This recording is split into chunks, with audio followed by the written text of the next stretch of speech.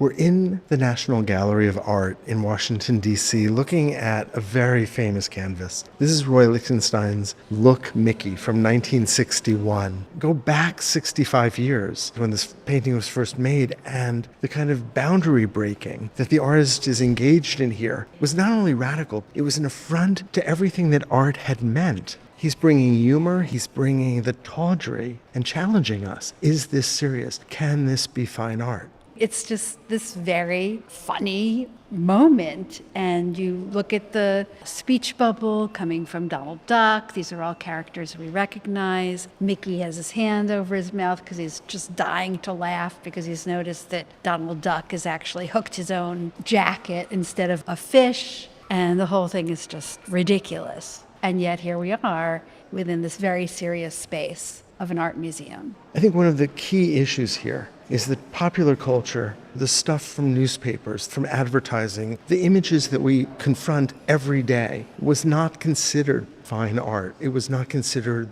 a world that fine art could even consider. And what the artist has done here is he's put it front and center.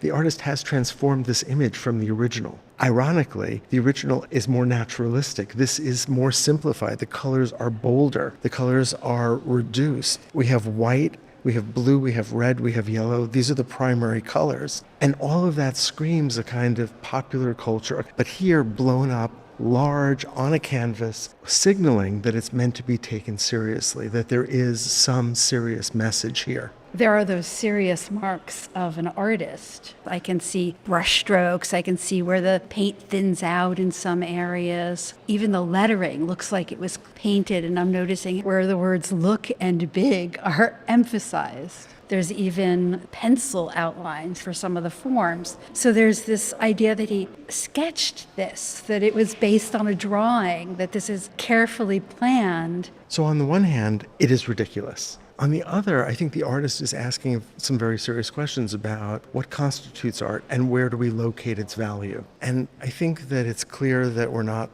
going to find value in the artist's brushwork, in the artist's technique. So where is the subject? Where are we supposed to find meaning? I think that the artist is asking us to think about the way that contemporary culture, popular culture, the visual stuff of our everyday lives had not been allowed into fine art. And yet we could think about moments when artists have drawn upon the everyday world. We can think about Picasso using newspaper print. Go back a little bit more to the art of Manet, the Impressionists, and they're embracing the boulevards of Paris, the cafes, modern life. It's not mythology or history. It's the stuff of everyday life in their paintings. And the modern city was not considered beautiful in that moment, just like Mickey is not considered fine art and a thing of beauty in an aesthetic sense in the way that we generally define beauty.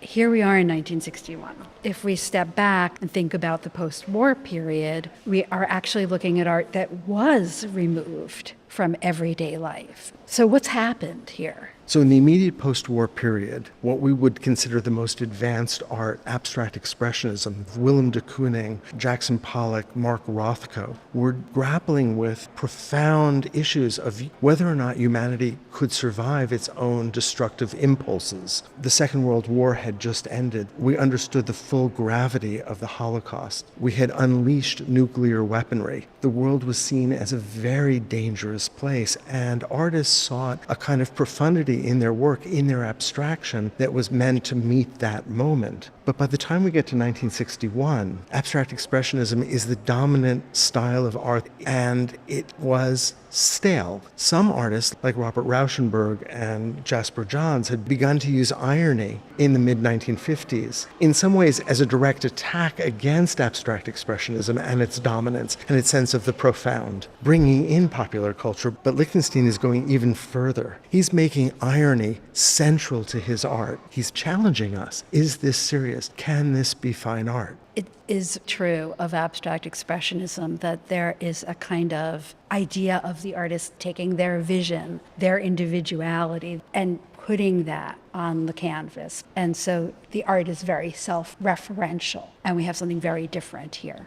Look, Mickey is not referencing some deep interior psychoanalytic notions of the self, of what drives humanity on the individual level. This is slapstick humor. This is silly. If you look closely at the eyes of Donald Duck or at the face of Mickey, you'll see that these are not solidly painted. What the artist did was actually take a dog brush with little balls at the end and dip that in paint and then place that against the surface to begin to mimic what are known as Bende dots. That is the sort of coarse printing that one would find in a comic book that you're not supposed to notice, but create through a halftone a sense of volume or color. And so the artist is creating a set of visual cues that is meant to replicate the mechanical processes that have taken over commercial art. So is Lichtenstein saying this is who we are in 1961? We are superficial. We exist in a consumer culture of advertising and mass media and TV. And